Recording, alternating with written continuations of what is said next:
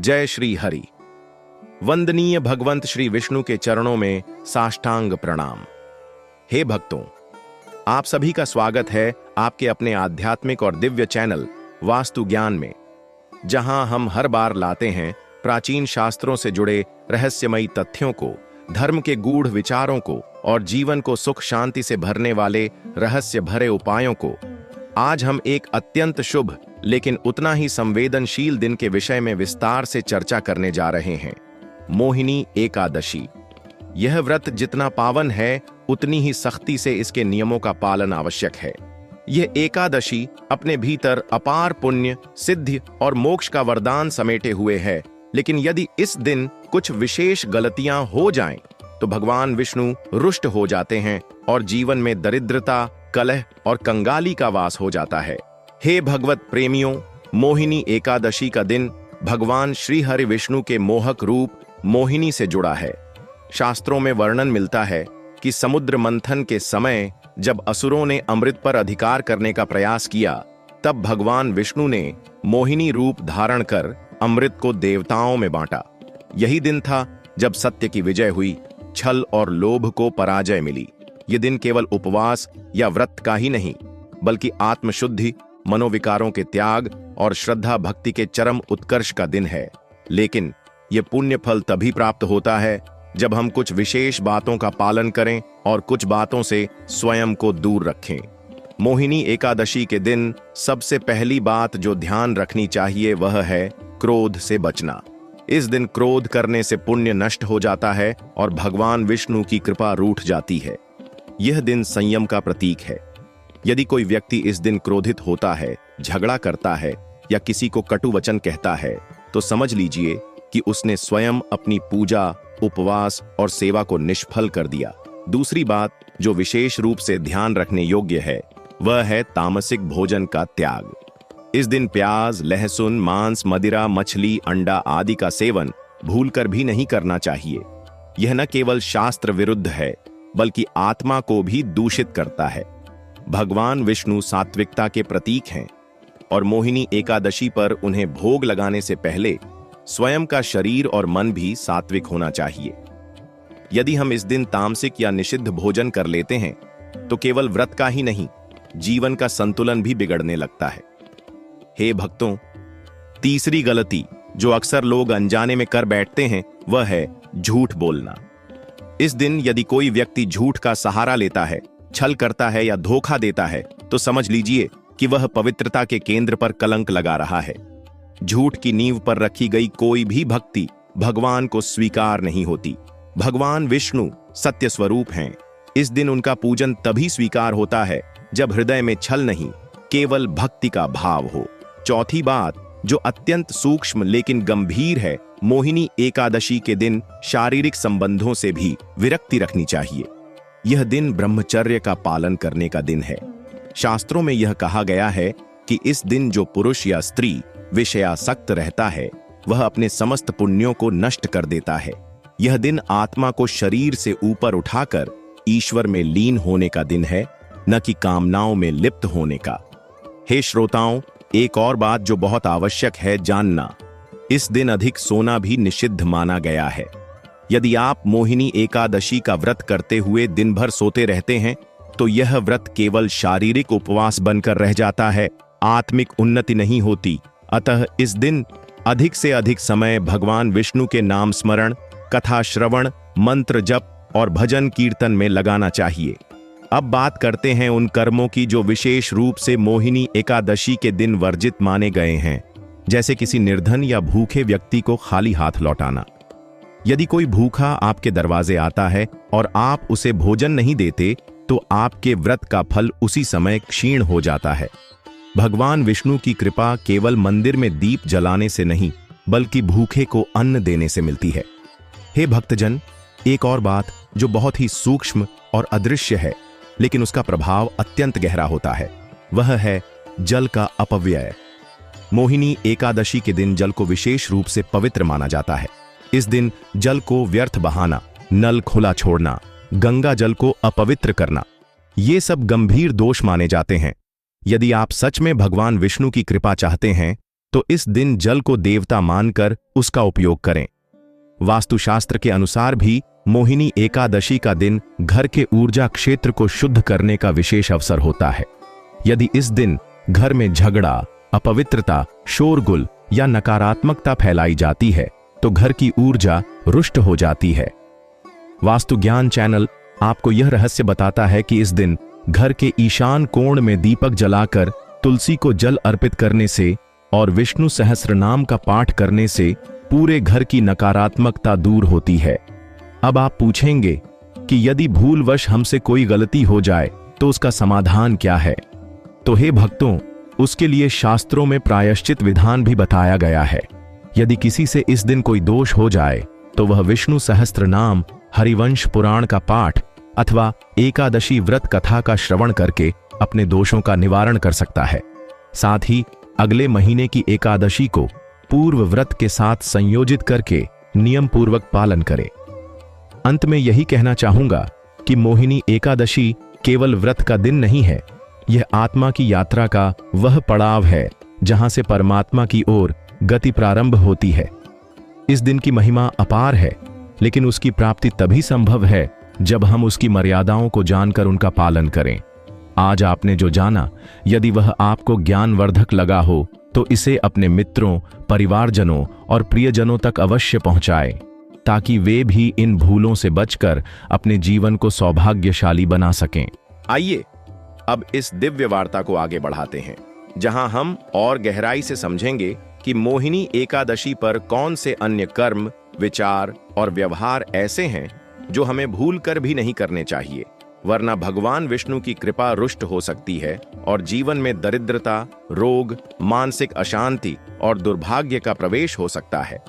यह अगला भाग भी वास्तु ज्ञान चैनल की उस परंपरा का ही विस्तार है जिसमें धर्म और विज्ञान का संतुलन प्रस्तुत किया जाता है और जीवन को श्रेष्ठतम दिशा में ले जाया जाता है। हे भक्तों, मोहिनी एकादशी पर एक विशेष बात जो कम लोग जानते हैं वह यह है कि इस दिन अपवित्र या गंदे वस्त्र पहनकर पूजा करना भगवत भक्ति के अनुकूल नहीं होता। भगवान विष्णु को शुद्धता अत्यंत प्रिय है। यदि आप गंदे या मैले कपड़ों में पूजा करते हैं तो यह भगवान की अवहेलना मानी जाती है। अतः इस दिन स्नान करके स्वच्छ संभव हो तो पीले वस्त्र धारण करके ही पूजन करना चाहिए। पीला रंग स्वयं भगवान विष्णु का प्रिय रंग है। यह शुभता, पवित्रता और लक्ष्मी के स्वागत का प्रतीक है। अब आइए जानते हैं कि इस दिन कैसे बोलने का तरीका भी आपके व्रत और पुण्य को प्रभावित कर सकता है। मोहिनी एकादशी के दिन कटु वचन, अपशब्द, किसी की निंदा या आलोचना करना पूर्णतः वर्जित है। वाणी का संयम इस दिन विशेष रूप से आवश्यक है। जैसे गंगा जल में एक बूंद विष भी उसे अपवित्र कर देता है, वैसे ही एक अपशब्द आपका संपूर्ण पुण्य नष्ट कर सकता है। इसीलिए इस दिन अधिक बोलने से भी बचें और बोलें तो मीठा, शुभ और सत्य बोलें। हे साधक गण, इस एकादशी का एक विशेष उद्देश्य यह भी है कि हम अपने अंदर के मोह को समाप्त करें। मोह का अर्थ है आसक्ति, लालच, अहंकार। यदि इस दिन हम धन, पद, रिश्तों या वस्त्राभूषणों को लेकर अधिक चिंतित रहते हैं तो भगवान विष्णु को हमारा ध्यान नहीं, हमारा लोभ दिखता है। इस दिन साधना का भाव यही होना चाहिए, हे प्रभु, हम आपके हैं और आप ही हमारे हैं। मोह मुझसे दूर हो और भक्ति प्रबल हो। अब एक गूढ़ बात जाने, इस दिन मृत व्यक्ति की याद में तर्पण या श्राद्ध करना शास्त्र सम्मत नहीं माना जाता। यह दिन पूर्वजों की तिथि नहीं, बल्कि स्वयं के आत्मोत्थान और भगवान के प्रति एक निष्ठता का दिन है। यदि आप इस दिन किसी प्रकार का तर्पण करते हैं तो यह एकादशी की सात्विकता को बाधित करता है। अतः श्रद्धांजलि जैसे कर्म अगले दिन द्वादशी या किसी अन्य उपयुक्त तिथि पर करें। मोहिनी एकादशी का एक और गंभीर नियम है, इस दिन दान तो करें लेकिन दिखावे के लिए नहीं। बहुत से लोग मोहिनी एकादशी को प्रदर्शन का माध्यम बना लेते हैं। बड़ा भोग, बड़ी आरती, भारी सजावट और सबको दिखाने के लिए पुण्य। याद रखें, भगवान विष्णु को मन की शुद्धता प्रिय है, बाहरी प्रदर्शन नहीं। एक छोटा सा दीपक भी यदि भाव से जलाया जाए तो वह सहस्त्र दीपों के तुल्य फल देता है। और अब बात करते हैं उस कार्य की जिसे इस दिन करना तो दूर, सोचना भी वर्जित है। वह है चोरी या किसी का हक छीनना। यदि आप इस दिन किसी का धन, सामान, अधिकार या स्थान हड़पते हैं तो समझ लीजिए कि आपने स्वयं पर ही दरिद्रता को बुलावा दिया। मोहिनी एकादशी पर यदि आपने किसी का कुछ भी अनैतिक रूप से ले लिया तो भगवान विष्णु उसे क्षमा नहीं करते। हे सज्जनों, अब एक अद्भुत ज्ञान बिंदु की ओर बढ़ते हैं जो वास्तु ज्ञान के माध्यम से आपको प्राप्त हो रहा है। इस दिन घर में झूठे बर्तन छोड़ना, रात्रि में गंदे जूते पहनकर घूमना या दक्षिण दिशा में सिर करके सोना भी वर्जित माना गया है। दक्षिण दिशा यम की दिशा है और इस दिन उस दिशा की ओर सिर करके सोना आयु और स्वास्थ्य दोनों के लिए घातक सिद्ध होता है। इसी तरह झूठे बर्तन रात्रि में छोड़ना दुर्भाग्य और बीमारी को आमंत्रण देना है। अतः रात्रि को घर को पूर्णतः स्वच्छ, सुगंधित और शांत बनाएं। एक विशेष दोष जो आजकल बहुत बढ़ गया है वह है मोबाइल, टीवी या सोशल मीडिया पर अशुद्ध सामग्री देखना।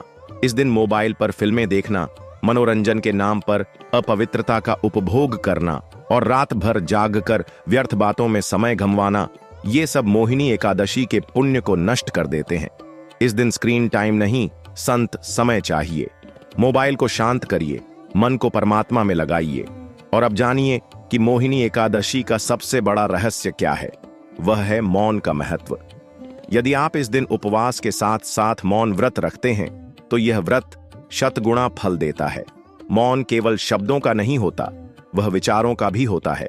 नकारात्मक विचारों का त्याग और प्रभु स्मरण का अभ्यास ही सच्ची एकादशी है।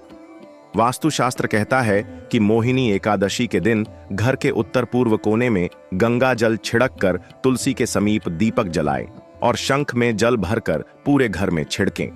इससे बुरी शक्तियां बाहर जाती हैं और घर में लक्ष्मी का स्थायित्व आता है। वास्तु ज्ञान चैनल आपको यही रहस्य बताता है कि बाहरी व्यवस्था का प्रभाव आपके मानसिक, आर्थिक और आध्यात्मिक जीवन पर कितना गहरा होता है।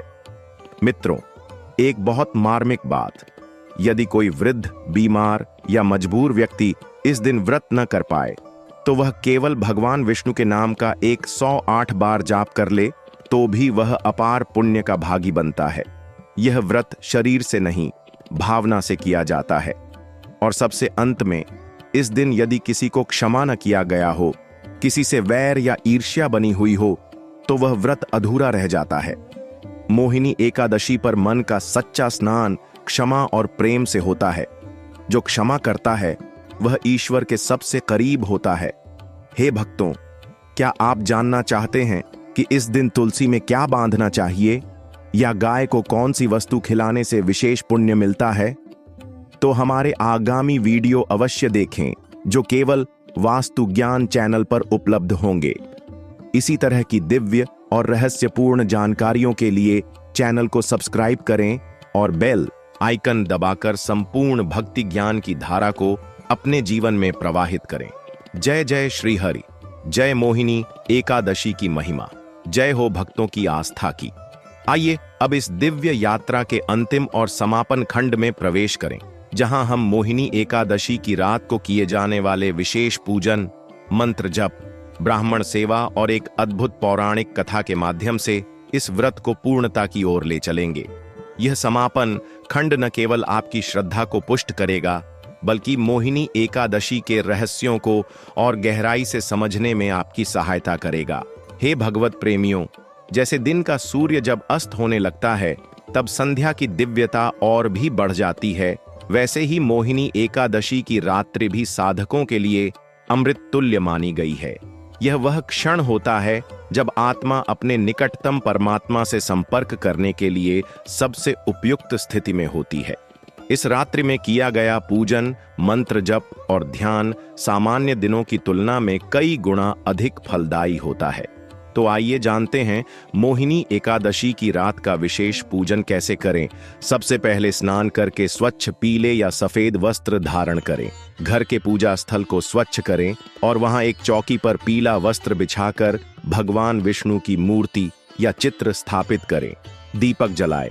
घी का दीपक सबसे उत्तम माना गया है। उसके सामने तुलसी दल रखें और चंदन, अक्षत पुष्प, धूप और दीप से भगवान की आरती करें। अब विष्णु सहस्त्रनाम, विष्णु चालीसा या नारायण कवच का पाठ करें। यदि समय हो तो श्रीमद् भागवत पुराण के द्वितीय स्कंध का पाठ अत्यंत पुण्यदायी माना गया है और विशेष रूप से इस दिन का मंत्र है एयूएम नमो भगवते वासुदेवाय। इस मंत्र का जाप कम से कम 108 बार करें और यदि संभव हो तो पूरी रात्रि तक जप करते रहें। यह महामंत्र है जो न केवल सभी पापों का क्षालन करता है बल्कि जीवन को शांत, सफल और आध्यात्मिक बनाता है। अब बात करते हैं ब्राह्मण सेवा की। यदि आप इस दिन किसी योग्य ब्राह्मण को भोजन करवाते हैं और उसे दक्षिणा, वस्त्र या कोई उपयोगी वस्तु दान करते हैं तो समझिए कि आपने व्रत का पूर्ण फल प्राप्त कर लिया। भगवान विष्णु स्वयं उस ब्राह्मण के रूप में आपकी सेवा स्वीकार करते हैं। लेकिन ध्यान रखें, सेवा निष्काम होनी चाहिए, दिखावे के लिए नहीं। अब आइए उस रहस्यमयी कथा की ओर जिसके कारण मोहिनी एकादशी का महत्व और भी बढ़ जाता है। पुराणों में एक कथा आती है कि एक बार सौभरी नामक एक ब्राह्मण थे जो अत्यंत तपस्वी, विद्वान लेकिन क्रोधी स्वभाव के थे। एकादशी के दिन उनके पास एक भूखा भिक्षुक आया और अन्न मांगने लगा। सौभरी मुनि उस समय व्रत के नियमों में लीन थे और उन्होंने कहा, अभी मेरा उपवास है, मैं तुम्हें भोजन नहीं दे सकता। वह भिक्षुक चला गया। लेकिन उसी रात भगवान विष्णु ने मुनि को स्वप्न में दर्शन दिए और कहा, तुमने आज मेरी परीक्षा ली। भूखा भिक्षुक मैं स्वयं था और तुमने सेवा का अवसर गंवा दिया। तुम्हारा व्रत अब अधूरा रह गया। मुनि ने अगले दिन प्रायश्चित किया और तब जाकर उन्हें मोक्ष की प्राप्ति हुई। इस कथा से यह सीख मिलती है कि एकादशी का व्रत केवल शरीर को उपवास में नहीं, आत्मा को करुणा और सेवा में रखना होता है। अब कुछ दिव्य संकेत जानिए जो इस दिन विशेष होते हैं। यदि मोहिनी एकादशी की रात्रि में आपको तुलसी पत्र का हल्का सुवास मिले, किसी स्थान से शंख की अनसुनी ध्वनि सुनाई दे या बिना किसी कारण आंखों में आंसू आ जाए, तो समझिए कि भगवान विष्णु की कृपा आप पर बरस रही है।